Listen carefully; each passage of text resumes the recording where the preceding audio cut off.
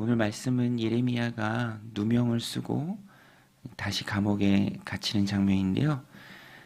예레미야가 11절 말씀에 보면 11절 12절에 보면 분깃을 받으려고 예루살렘을 떠나서 이제 그리로 가는 장면이 나옵니다. 12절에 예레미야가 베냐민 땅에서 백성 가운데 분깃을 받으려고 예루살렘을 떠나 그리로 가려 하여. 분깃은 상속 재산을 말합니다. 물려받을 상속 재산.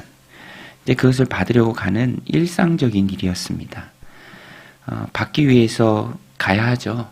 당연하게 이동하는 일이었습니다. 그런데 문지기 중에 우두머리가 예루살렘을 떠나는 예레미야를 보고 그에게 누명을 씌우죠. 어떤 증거도 없지만 그가 지레 짐작해서 모함합니다. 13절에 보면 베냐민 문에 이른즉 하나냐의 손자 셀레메의 아들인 이리야 이름하는 문지기의 우두머리가 선지자 예레미야를 붙잡아 이르되 내가 갈대아인에게 항복하려 하는도다. 모함을 하고 또 이 일을 크게 만들어서 고관들에게 끌고 가고 또 고관들은 노여워해서 예레미야를 감옥에 가둡니다. 15절에 고관들이 노여워하여 예레미야를 때려서 서기관 요나단의 집에 가두었으니 이는 그들이 이 집을 옥으로 삼았음이더라. 선지자이지만 선지자에 대한 바른 대우는 없습니다. 진정한 하나님의 말씀을 전하는 선지자이지만 오히려 그가 전하는 메시지를 싫어하고 그 메시지를 전하는 선지자를 미워하고 누명을 씌우고 모함해서 감옥에 가두죠. 다 똑같습니다. 문지기의 우두머리, 또 고관들, 또 시드기야 왕이 나오는데요. 시드기야 왕도 똑같습니다. 그렇지만 완전히 돌아선 건 아니에요. 시드기야 왕도. 그래서 그를 불러내서 웅덩이에 갇힌지 감옥에 갇힌지 오래만에 불러내서 또 그에게 여호와께 받은 말씀이 있느냐라고 묻습니다. 16절 17절 보면 예레미야가 뚜껑 씌운 웅덩이에 들어간 지 여러 날 만에 시드기야 왕이 사람을 보내어 그를 이끌어내고 왕궁에서 그에게 비밀이 물어 이르되 여호와로부터 받은 말씀이 있느냐. 예레미야가 대답하되 있나이다. 또 이르되 왕이 바벨론 왕의 손에 넘겨지리이다. 온전히 하나님의 말씀을 그가 받은 말씀을 전합니다.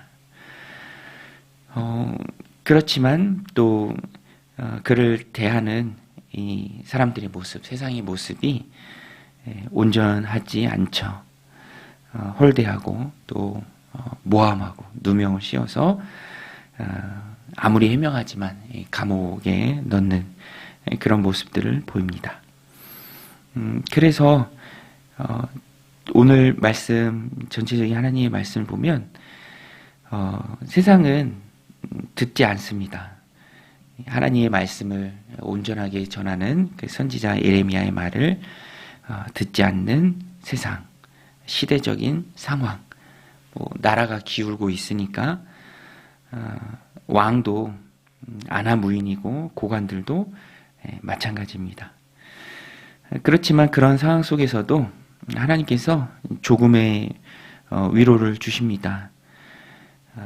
시드기야 왕한테 탄원할 때 또 시드기야 왕이 웅덩이보다 뚜껑 있는 그 웅덩이보다는 좀 더 나은 곳으로 옮겨주죠. 20절에 내 주 왕이여 이제 청하건대 내게 들으시며 나의 탄원을 받으사 나를 서기관 요나단의 집으로 돌려보내지 마옵소서. 내가 거기서 죽을까 두려워하나이다.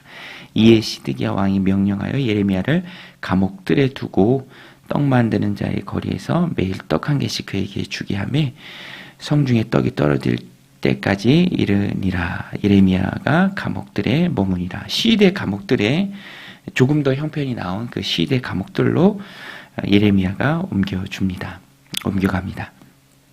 이 말씀을 보면은 형편이 나아지지 않습니다. 예레미야는 늘 눈물의 선지자로서 하나님 편에서 온전한 하나님의 말씀을 전합니다. 거기에 대해서 돌아오는 반응은 핍박이죠. 이것은 예레미야의 관점에서 볼 때는 예레미야가 감당해야 할 그의 십자가이죠. 예수님도 제자들에게 말씀하셨습니다. 누구든지 나를 따르려거든 제 십자가를 지고 나를 따르라. 그래서 사명을 받아 하나님의 백성은 이런 예레미야와 같은 모습이 있습니다.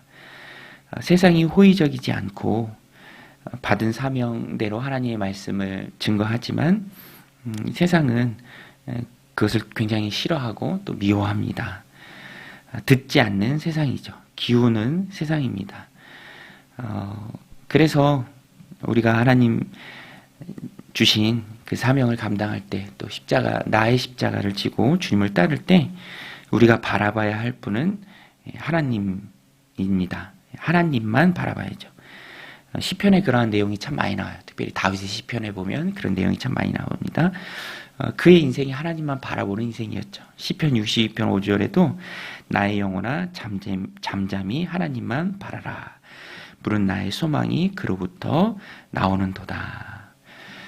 잠잠히 하나님만 바라라. 바란다라는 말이 기다린다라는 뜻이죠. 기다린다. 세상을 바라보는 것이 아니라 하나님만 바라보는 것.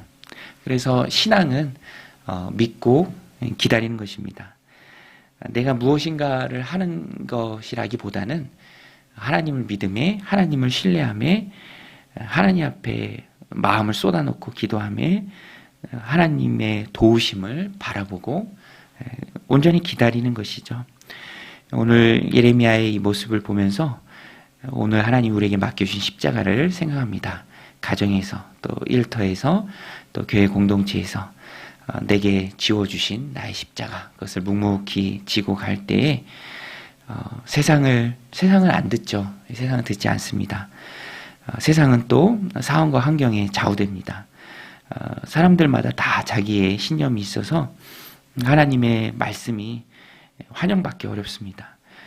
그럼에도 우리는 하나님 우리에게 불러주신 십자가가 있기에 그것을 묵묵히 지고 가야 하는데 그 가운데 바라봐야 할 것은 세상이 아니라 하나님이다.